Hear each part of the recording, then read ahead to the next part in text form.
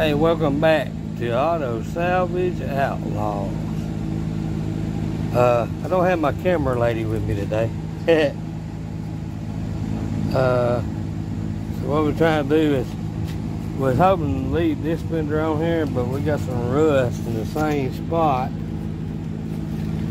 that was on the passenger side down here toward the bottom. If you can see it, I don't know if you can see it. So after we dug out 7-8 inches of plowed dust and dirt, then we figured out, well, we might as well take it on off, and we sprayed that we was gonna break one of these bolts that holds the, you got two here and then two here. On the passenger side we wound up breaking one and like never got it out, so we didn't actually want to take the fender off on the driver's side because we were afraid it was going to happen again. So we were in the process of going ahead and taking it out. That way we can fix the thing up underneath it. You can see it. It's still hot down here, but it's not as hot as it has been. We worked on the dash last week. We got still a little bit of sanding to do, a few spots to go over, and it's it'll be ready for some color on top of it. It's gonna go a two-tone with a red, and the bottom, yeah, I use my screwdriver again. That's gonna be the line right there. So from here to here is white. This is gonna be red. This is gonna be white, and this is gonna be white, and then the steering wheel will be painted black. As far as I know, after studying what these trucks came looking like from the factory, it's kind of hard to find a original truck that still has the original paint scheme or paint on it. So after studying for 2-3 weeks, I found one or two of them on the old Google, which Google ain't much of a friend no more. It ain't nothing like what Google used to be. Used to find anything. But after going through a bunch of pictures and looking and going by the pictures, I believe that to be correct. And just like from here up, hold on, let me get you there. From here up, it'll be red because you can tell from the inside the cab that inside's red. And you can tell under this sealer that was put on at the body shop that did a crappy job. This is the original red paint here. The inside's still original red. And if you look, you probably can't see them. Well, you might can. I can see them down the thing. If you'll look at the runs on the inside of this cab, this inside of this cab has never been painted. That's the way it came from the factory. So people believe that you get a perfect truck from the factory.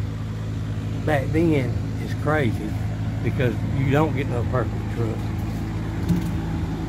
Same way today, when you buy one, a new car today, you better look over it before you sign the papers real good, because I guarantee you're gonna find flaws. There's not a perfect vehicle on the planet. So I'm not no professional, so I might be wrong. That's what we're doing today. I was gonna drop a video yesterday about what we went through the last 4 years, not for sympathy or nothing like that, just to motivate some folks, and let everybody know that don't give up on anything what you're doing. Keep your foot forward, don't look back. So that was the goal behind that video. It wasn't putting it on there for sympathy or anything like that. It was just a simple thing that, you know, what we went through the last 4 years, we hope and pray that nobody else has to ever have to go through what we went through. And just wanted to motivate some people and and hope it helps somebody. That's what the concept of that video was, and then I messed up the video, so I went ahead and deleted it. When I get time, I'll go back through and I'll make another video and post it. But that's where we at today.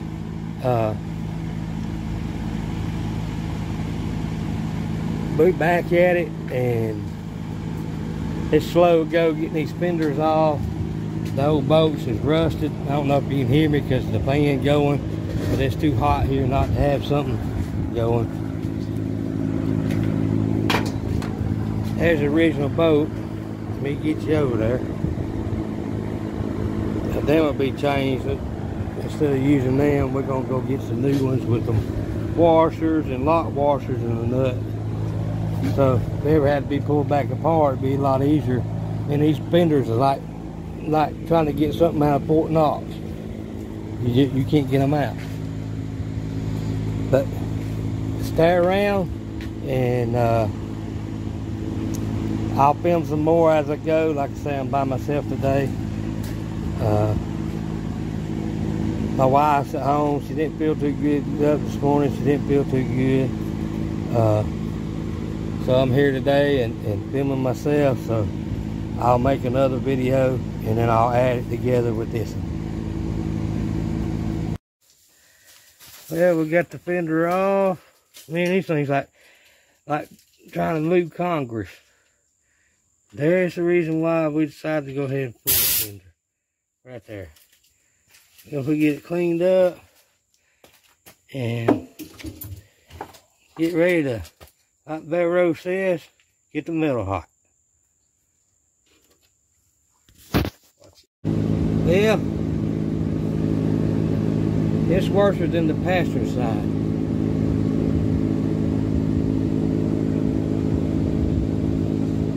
I got it grinded down a little bit to see everything. It's hard to get in the little corners with a grinder, let me tell you. So I think we're going to cut this out and weld another piece in. I was going to weld this in and then come back and grind it all down, but I think what we're going to do is just cut it out and then weld a whole new piece in. And then come up here and weld that in, and then I'll have to grind it down. Which this spot here won't nobody ever not see it anyway because the fender will be on it. But we're gonna try to do it the best we can, make it look halfway decent. The problem is the one that put the floor pans in should have seen this and know that wasn't gonna work. But we don't have body shops no more. We got part swappers. This is the old-fashioned way of doing things right here.